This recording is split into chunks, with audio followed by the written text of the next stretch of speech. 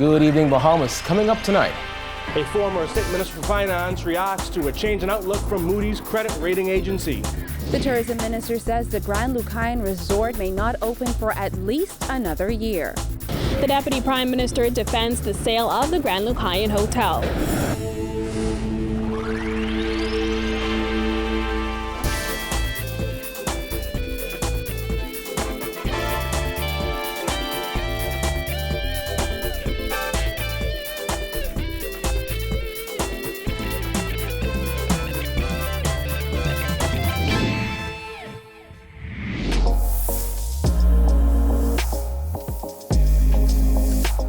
Our news is brought to you by Alive.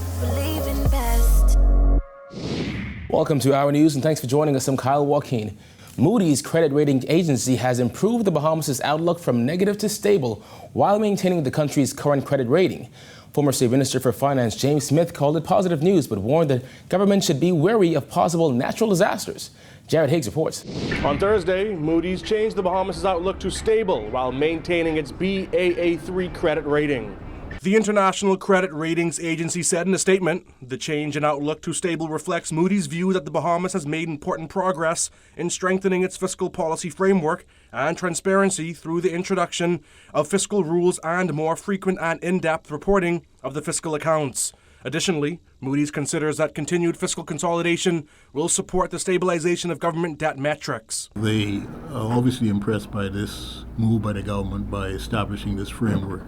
While the recent news from Moody's is mostly positive, the credit rating agency made clear that it would downgrade the country's rating if, among other things, government fiscal consolidation efforts materially missed the targets set by the country's fiscal rules, or if the Bahamas were affected by a climate-related shock and the policy response did not present a credible return to the fiscal rules' medium-term targets. Smith says government was lucky to escape a major hurricane in 2018 and ought to properly stock its recently created disaster relief fund. If you have some other disruptions like a huge hurricane, we know that'll blow a hole in your budget. So we have had a series of hurricanes each year, actually with the exception of last year.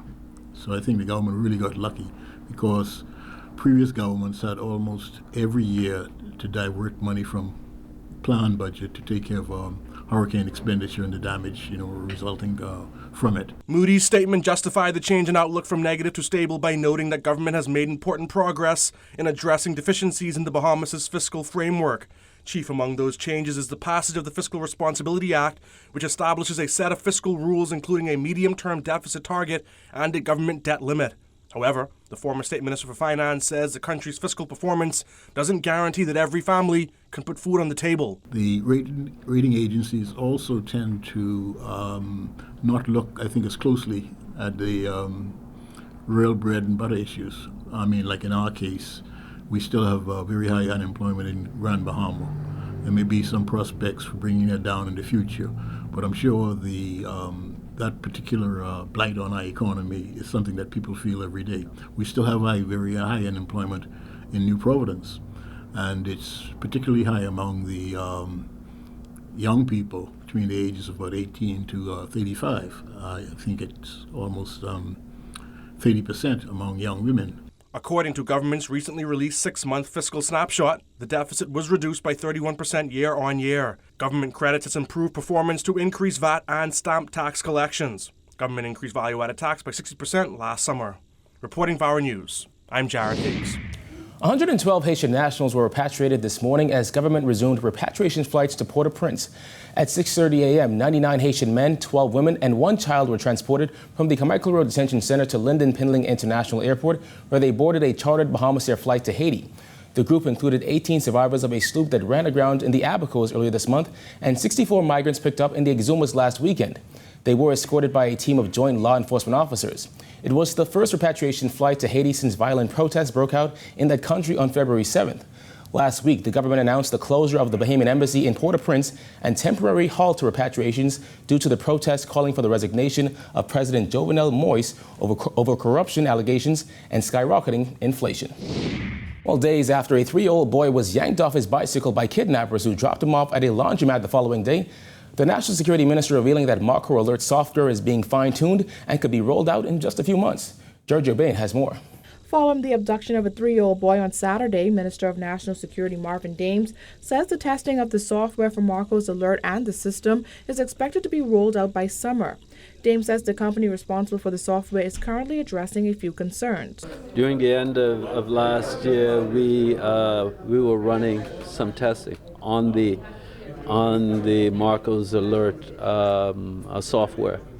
And I'm happy to report now that we would have completed that. Dames says he expects a proposal to be submitted to Cabinet in short order. In addition to the regulations, we would have completed our review of the draft regulations, and we have a Cabinet paper on those regulations, so they should be submitted to Cabinet within the next few weeks. And so we're on schedule, certainly, to have all of those rolled out before mid-year. 3-year-old Shavar Bain was abducted while riding his bicycle last week. He was later dropped off at a laundromat. The child's mother told our News that after her son was kidnapped, police arrested both of his parents. While in custody, she says police beat the child's father. Dames says he fully supports the investigation into these claims. If the father feels so aggrieved that he is alleging that he had been abused by officers, he has the right to report, and the commissioner assured him and the public that the matter will be thoroughly investigated. We're not in, listen, what you're seeing in this police force today, and kudos to the commissioner and his team, is the highest level of transparency. The family has demanded an apology from police. They also took issue with comments attributed to Dames in a Tribune article. According to the newspaper, Dames reportedly said the kidnapping was linked to a domestic dispute. Dames says he has spoken to the family to clarify his comments. I did not say that it was a domestic matter. I said that the officers said that they were following some leads along the domestic line. Never did say that it was a domestic matter. On Wednesday, police released a sketch of a woman believed to be the suspect in Shavar's kidnapping. However, so far, no arrests have been made. Reporting for our News, I'm Giorgio Bain. Thanks, Giorgio. Tourism Minister Dionisio de Aguilar predicting it will take another 12 to 18 months for the Grand Lucayne Resort to open. He says it all depends on the deal government strikes and the investment on the company coming in. Jillian Gray reports. Tourism Minister Dionisio de Aguilar said the sale of the Grand Lucayne Resort is top priority for the government. However, he said it will probably take up to 18 months for the embattled property to reopen.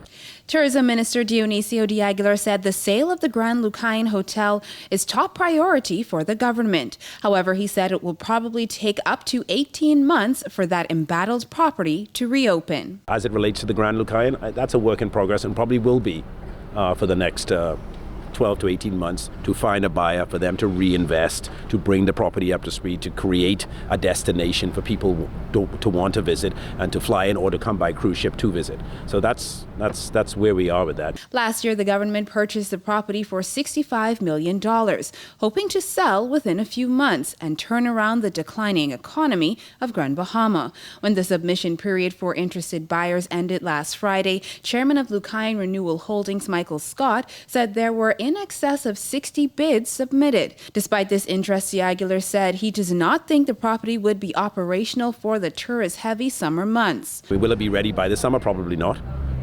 There will be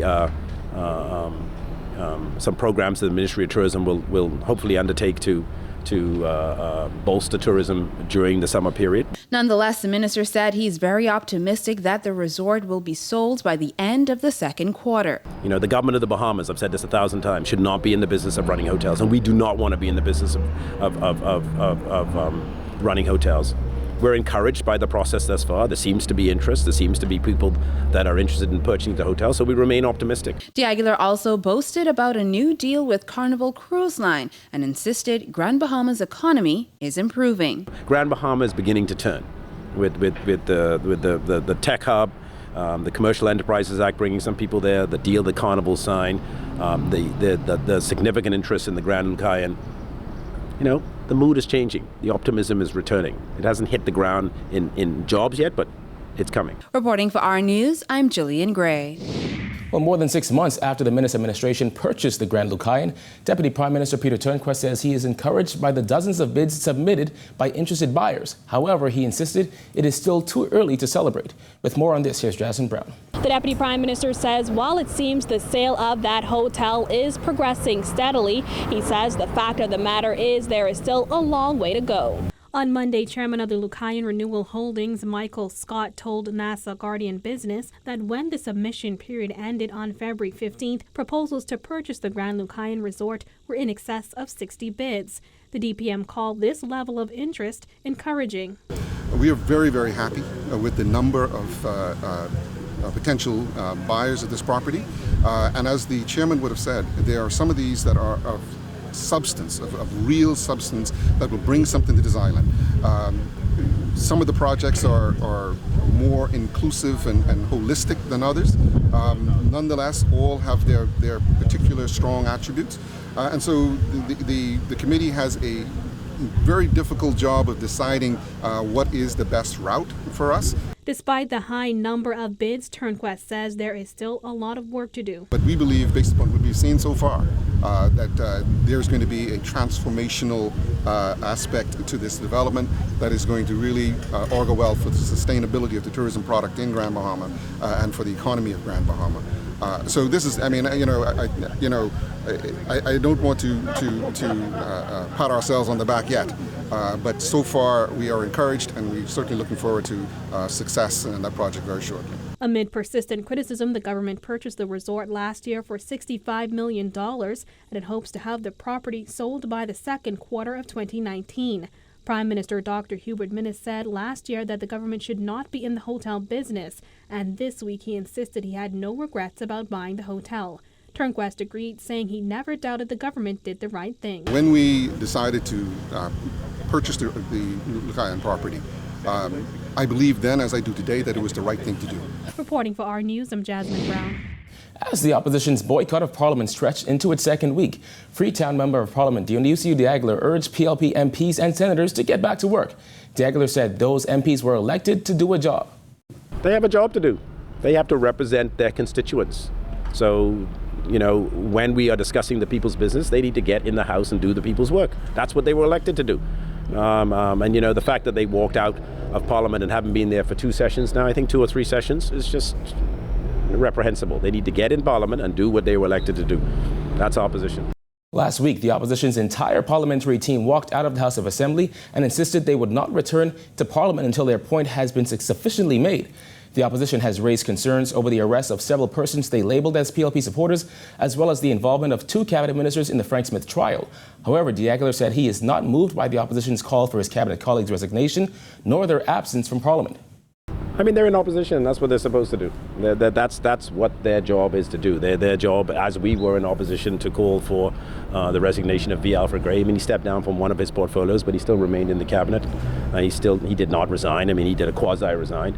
That's their job. That's what opposing parties do. So I expect them to do that. I'm not moved by it, though. Still to come, the Eugene DePuch Law School officially opened, plus 80 communities to observe National Neighborhood Watch Council Day. Stay tuned.